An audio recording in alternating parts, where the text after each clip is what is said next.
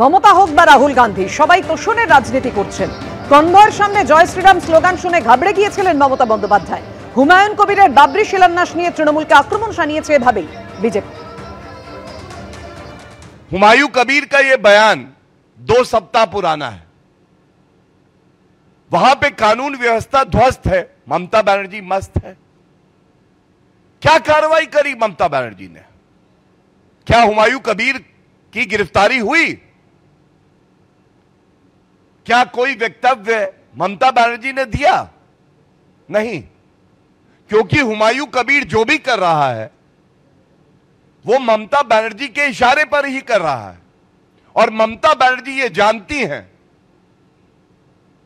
जो आगामी चुनाव है वो ममता बनर्जी हार चुकी है।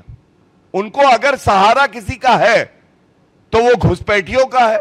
ममता बनर्जी इकलौती ऐसी मुख्यमंत्री हैं जो चाहती होंगी दंगे हों, वो चाहती हैं सौहार्द बिगड़े। और ममता बनर्जी को यह गलतफहमी है कि अगर सौहार्द बिगड़ेगा, दंगे होंगे, तो वो पुनः मुख्यमंत्री बन जाएंगे। चाहे वो रेवंत रेड्डी हो, चाहे वो राहुल गांधी हो, चाहे वो अखिलेश यादव हो, और चाहे ममता बनर्जी हो, ये सब केवल तुष्टीकरण की राजनीति करते हैं और ये हिंदुओं से नफरत करते हैं। দেখুন, দিনভর যে ছবিতে আমরা নজর রেখেছি মুর্শিদাবাদে বাবরি মসজিদের শিলান্যাস, তার পাশাপাশি আপনাদের সামনে যে ছবি রাখবো মেয়র রোডে তৃণমূলের সংহতি দিবস পালন। কিন্তু প্রথমেই রাখবো মুর্শিদাবাদে বাবরি মসজিদের শিলান্যাস করলেন সাসপেন্ডেড তৃণমূল নেতা ও ভরতপুরের বিধায়ক হুমায়ুন কবির।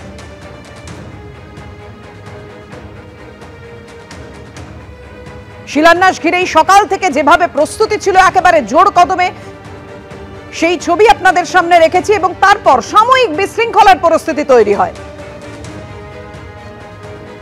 নিরাপত্তার ব্যবস্থা ছিল জোরদার।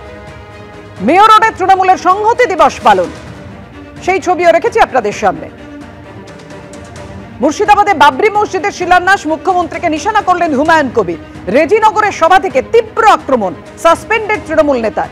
2011 সালে 67 জন সংখ্যালঘু বিধায়ক ছিলেন, 2016-তে কমিয়ে করলেন 57, 2021-এ সেটাও নামিয়ে আনলেন 44 জনে। আক্রমণ শানিয়েছেন হুমায়ুন কবির।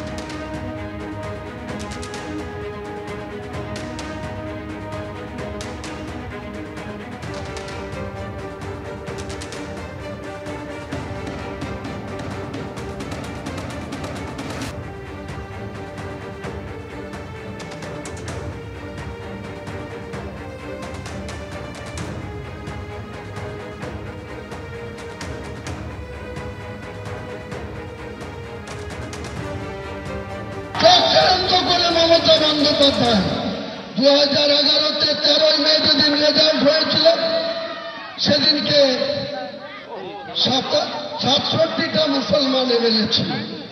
উনার 5 বছর ক্ষমতা পূর্ণ হওয়ার পর 2016-তে সেটা নেমে আসলো 57-তে। 2021-এ সেটা চক্রান্ত করে নামিয়ে আনলেন মাত্র 44 জনে।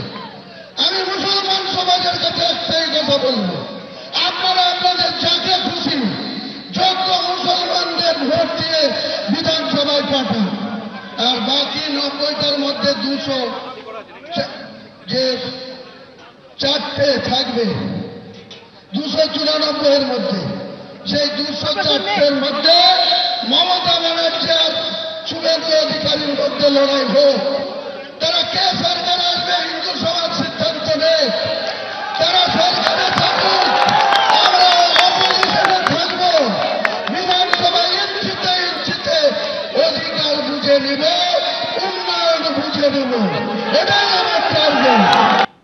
ধর্মীয় বিভাজনের চেষ্টা করছে বিজেপি, আর তাদের সাহায্য করছে কিছু মানুষ। এভাবেই বিজেপি এবং হুমায়ুনকে এক আসনে বসিয়ে নিশানা ফিরহাদ হাকিমের।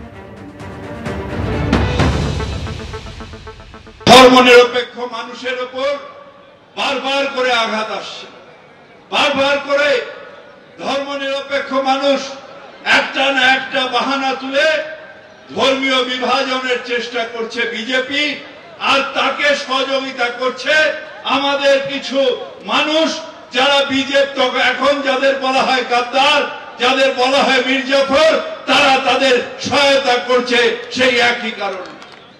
এখন দেখা যাচ্ছে বাংলাতেও সুড়সুড়ি দেওয়া হচ্ছে। কেউ মসজিদের নামে, কেউ মন্দিরের নামে সুড়সুড়ি দিচ্ছে। ধর্ম অন্ধতায় বাংলার মানুষ বিশ্বাস করেন না। তার কারণ বাংলার মানুষ বিশ্বাস করেন নজরুলের সেই ভাষা, একই বৃন্তে দুটি কুসুম, হিন্দু মুসলমান। এই বাংলা সারা জীবনে সেইটার উপরে বিশ্বাস করে এগিয়ে এসছে। মুর্শিদাবাদে বাবরি মসজিদের শিলান্যাস আর তাই নিয়ে রাজনৈতিক বিতর্ক, রাজনৈতিক চর্চা একেবারে তুঙ্গে। আজকে সেই মঞ্চ থেকে কি বলেছেন সাসপেন্ডেড তৃণমূল নেতা ভরতপুরের বিধায়ক হুমায়ুন কবির, রাখবো আপনাদের সামনে। আমাকে বাবরি মসজিদ করতে বাধা দিচ্ছে, এর জবাব গোটা বাংলার মুসলমান সমাজ আগামী দিনে সরকারকে দেবে। গোটা বাংলার মুসলমানের কাছে আমি আবেদন করব, বাংলার মুসলমান সমাজ, এখানে বাংলাতে 7,66,00,000 ভোটারের মধ্যে 2,82,533 জন মুসলমান ভোট আছে। এই বাঙালি মুসলমানদের কাছে আমার আবেদন, আপনারা নিজেদের জায়গায় যেখানে 42% থেকে 82% পর্যন্ত মুসলমান মেজরিটি সিট আছে 90খানা, এই 90টা সিটে আপনাদেরকে মুসলমানদের জনপ্রতিনিধি বিধানসভায় পাঠাতে হবে। সংখ্যালঘু কার্ড খেলছেন হুমায়ুন কবির, আক্রমণ শানিয়েছেন বিরোধী দলনেতা শুভেন্দু অধিকারী। কি বলছেন? মুসলিম কার্ড খেলছেন তো খেলুন, মুসলিম কার্ড খেলুন, মুসলিম কার্ড খেলুন, মুসলিম কার্ড ওনাকে খেলতে দেন, কোনো সমস্যা নেই। হুমায়ুন কবিরের বাবরি মসজিদ ইস্যুতে মুখ্যমন্ত্রীকে আক্রমণ অধীর রঞ্জন চৌধুরী। মুখ্যমন্ত্রী পুরী থেকে জগন্নাথকে নিয়ে আসছেন, পাহাড় থেকে মহাকালকে নিয়ে আসছেন, তাহলে হুমায়ুন কেন বাবরি মসজিদ নিয়ে আসতে পারবেন না? তৃণমূল পার্টি নেত্রী মমতা ব্যানার্জি সে নিজেকে বড় হিন্দু প্রমাণ করার জন্য সে পুরী থেকে জগন্নাথ দেবকে নিয়ে আসছে পশ্চিমবঙ্গে, মহাকালকে নিয়ে আসছে পাহাড় থেকে সমতলে, দুরুঙ্গাঙ্গন তৈরি হচ্ছে। পথ দেখিয়েছে মমতা ব্যানার্জি, আর তার দলের এমএলএ সেই পথ অনুসরণ করে সেও বলছে যদি পুরী থেকে মন্দির নিয়ে আসা যায় দীঘার তটে, তাহলে আবার বাবরি মসজিদই বা কেন নিয়ে আসা যাবে না? যা কিছু দেখছেন সব ক্রিয়েশন, যা সৃষ্টিও করেছে কিন্তু মমতা ব্যানার্জি। অর্থাৎ মমতা ব্যানার্জির রাজনৈতিক ভাবনার গর্ভে আজকে এই ভাবনাকে লালিত পালিত হতে আমরা দেখি। এবিপি আনন্দ, এগিয়ে থাকে, এগিয়ে রাখে।